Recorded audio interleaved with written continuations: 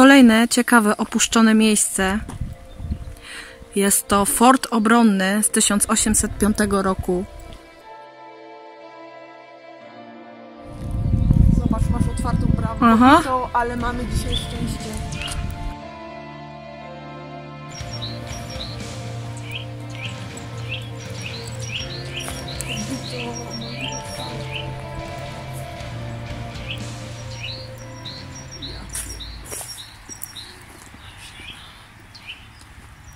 Coś niesamowitego.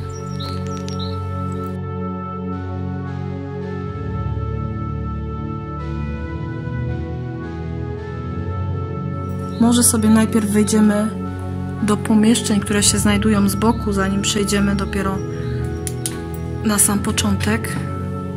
Jakie piękne łuki. No, niesamowite.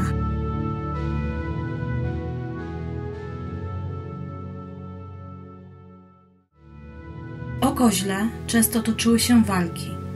Wielokrotnie przychodziło z rąk do rąk, ponieważ w tym miejscu przecinały się granice mocarstw austriackiego i pruskiego. Powstanie pierwszej twierdzy Koźle zawdzięcza się Austriakom, którzy w 1739 roku zbudowali umocnienia oplatające miasto. Było to jeszcze w czasach, zanim Polska znalazła się pod zaborami i na 123 lata zniknęła z map. Prace budowlane nie zostały jednak ukończone, bo w 1741 roku Koźle zostało zdobyte przez Prusy i w 1743 roku postanowiono wybudować nową twierdzę.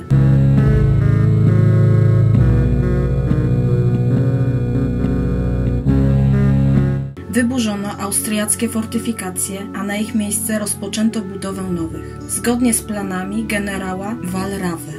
Miejsce bardzo ciekawe architektonicznie.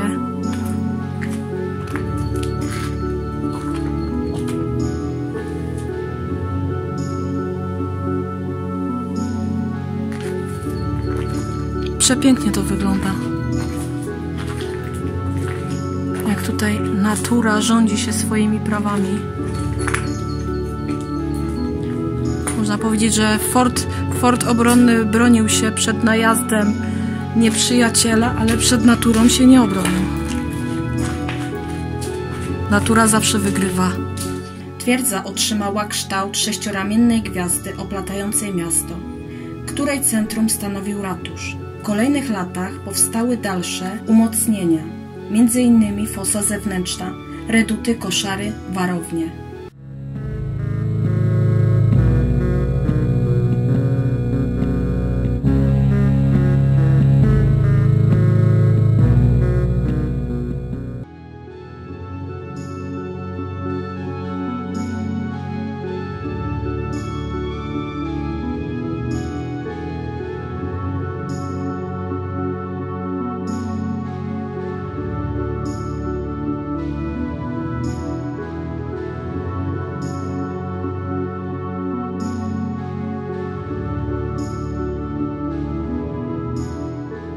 Król Prus Fryderyk II Wielki od 1746 roku do 1754 roku osobiście doglądał budowy fortyfikacji.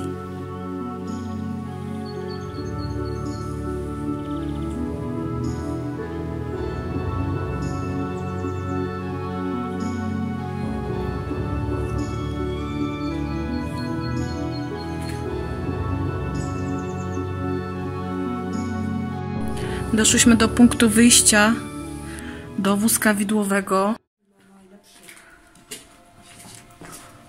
Ja mam pytanie. Jak się dostać na górę?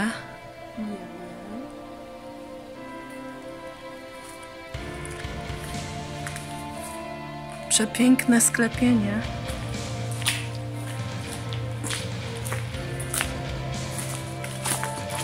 Tu masz schody, super. Są schody.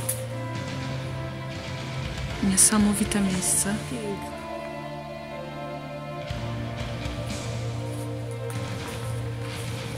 Nawet moja kamera nie jest w stanie całego tego dziedzińca uchwycić.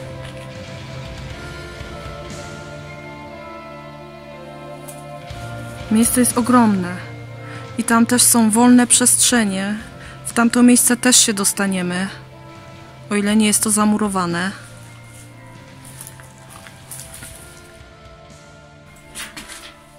Idziemy do góry. Modernizacja twierdzy Koźle była dobrze przemyślanym przedsięwzięciem, ponieważ wykorzystano koryto rzeki Odry. Powstały nasypy i zapory wodne, a wszystko po to, aby można było zatopić cały teren w razie zdobycia twierdzy przez wojska nieprzyjaciela. Wtedy twierdza stałaby się ich grobem.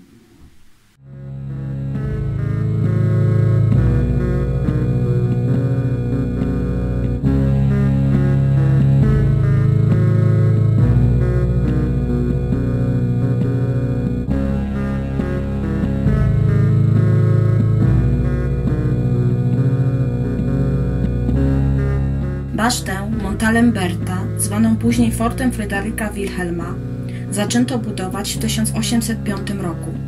Taka data widnieje na zewnętrznej elewacji budowli. Jego historia liczy ponad 200 lat i sięga ostatniej dużej przebudowy twierdzy Koźle. Była to pierwsza w państwie pruskim, a zarazem pierwsza na świecie realizacja obiektu tego typu. Nawet nie wiem, czy tutaj można wchodzić, jeszcze wylądujemy piętro niżej. Zginąc przy zwiedzaniu mi się nie uśmiecha.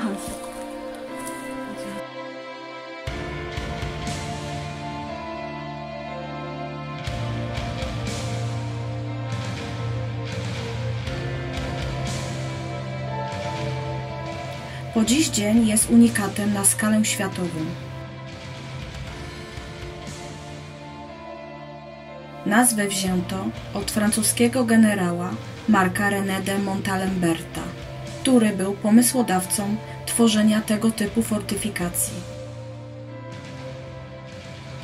Fort zlokalizowano na prawym brzegu Odry, pomiędzy Koźlem a Kłodnicą.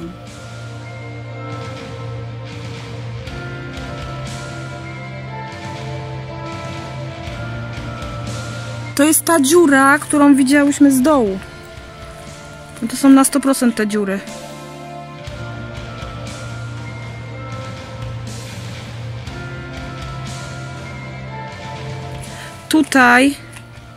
Tu jest jeszcze troszeczkę ta cegła ułożona grubiej, a tu jest taka, w tym miejscu jest taka cienka warstwa. Raczej nic się nie stanie, ale nigdy nie wiadomo, ja wolę po prostu nie ryzykować. Próbujemy? Czy się nic nie stanie? Nie. Jak zwiedzać, to bezpiecznie. Dobra. Idziemy wyżej. Idziemy piętro wyżej.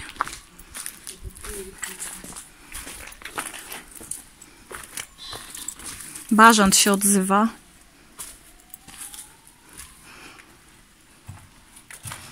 W roku 1807 pod Koźlem pojawiła się armia Napoleona. W tym czasie fort był jeszcze nieskończony. 18 stycznia 1807 roku rozpoczęto oblężenie twierdzy Koźle przez żołnierzy bawarskich i francuskich. Twierdzy broniło 4249 szeregowych żołnierzy i 67 oficerów, dowodzonych przez 73-letniego komendanta Dawida von Neumana. Siarczysty mróz utrudniał wojskom Napoleona dotarcie do twierdzy, a przymusowo zatrzymanych 400 chłopów zmuszono do rozbijania lodu w fosach otaczających twierdzę. W ostateczności twierdzy nie udało się zdobyć.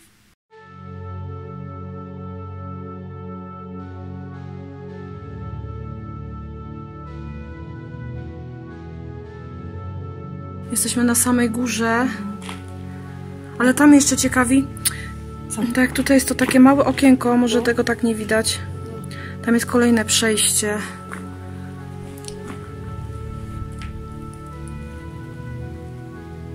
Zejdziemy z góry. Nie podchodź blisko.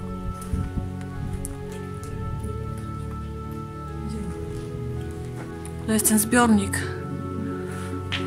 Jest tak troszeczkę słabo zakonserwowany, to może pieprznąć.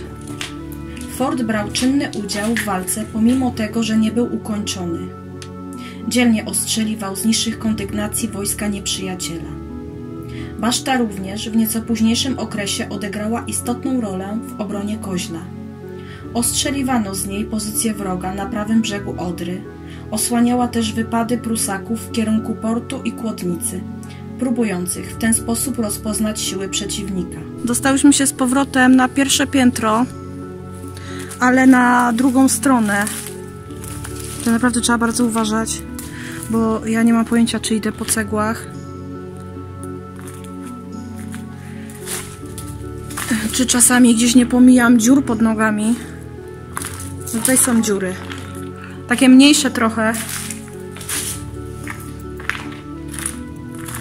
4 marca 1807 roku w twierdzy Koźle wybuchł bunt, a jedno z jego ognisk znajdowało się w baszcie Montalemberta. Tylko przytomność umysłu kapitana von Briksena, dowodzącego w forcie, zapobiegło całkowitemu wybuchowi buntu w tak ważnym dla twierdzy posterunku.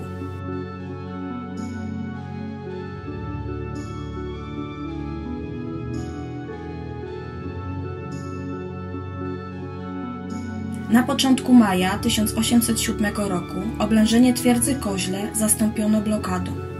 W twierdzy panowały choroby i głód, a sami jej obrońcy w wyniku trwającego buntu dezerterowali.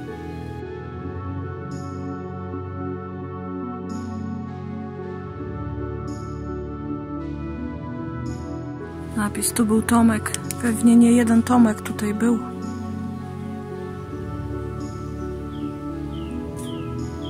Co, rozdzielamy się?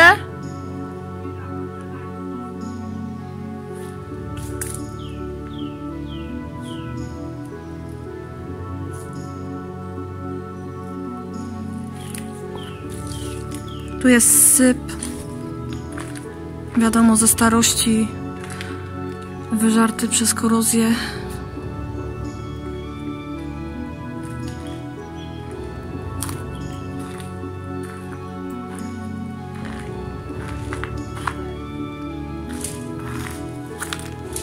Są odwierty.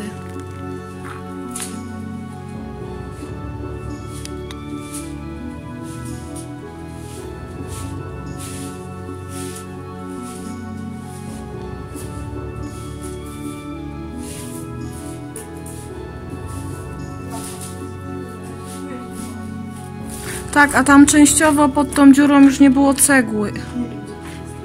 A wiadomo, że cegła jest materiałem mniej odpornym niż żelbeton, więc naprawdę trzeba uważać, gdzie się staje.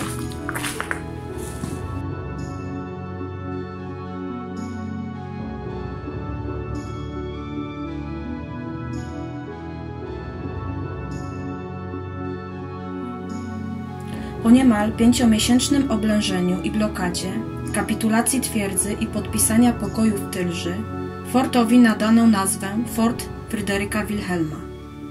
Dopiero w latach 1828-1829 budowę fortu doprowadzono do końca.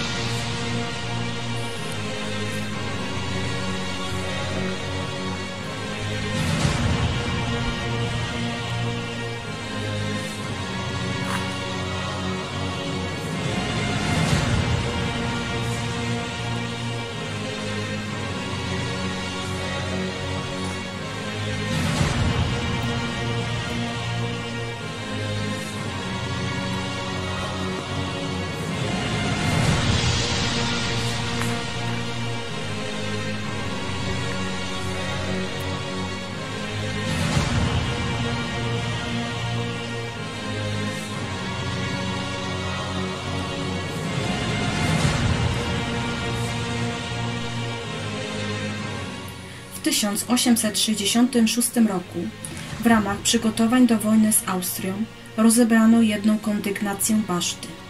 Dziś możemy ją podziwiać w takiej właśnie okazałości. Obok zbudowano niewielki magazyn na proch.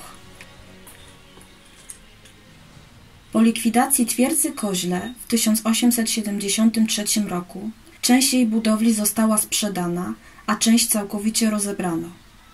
W forcie Fryderyka Wilhelma w 1883 roku została utworzona fabryka słodu należąca do gliwickiego browaru Hugo Skobla Obok samej słodowni w forcie znajdował się również mały browar.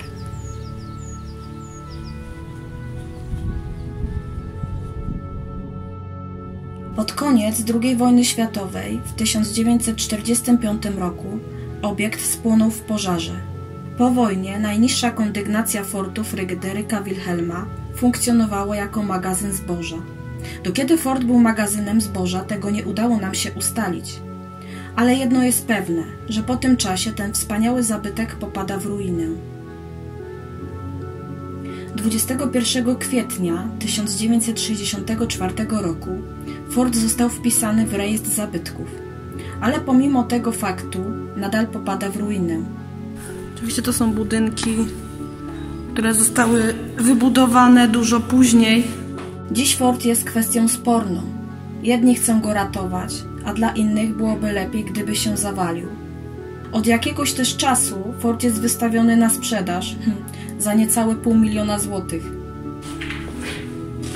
Ciekawe, czy tutaj da się wejść. Palenie wzbronione. No okej, rozumiem. Ja jestem nałogowym palaczem, ale ja nigdy nie palę na terenie obiektów, które zwiedzam. Nie dość, że to grozi pożarem. To z drugiej strony po co zaśmiecać? Jakby tych śmieci, no wiadomo, tych śmieci tam nie ubędzie przez to, ale jakby większość ludzi po prostu zmieniła swoje nastawienie do tego tematu, to śmieci byłoby znacznie mniej.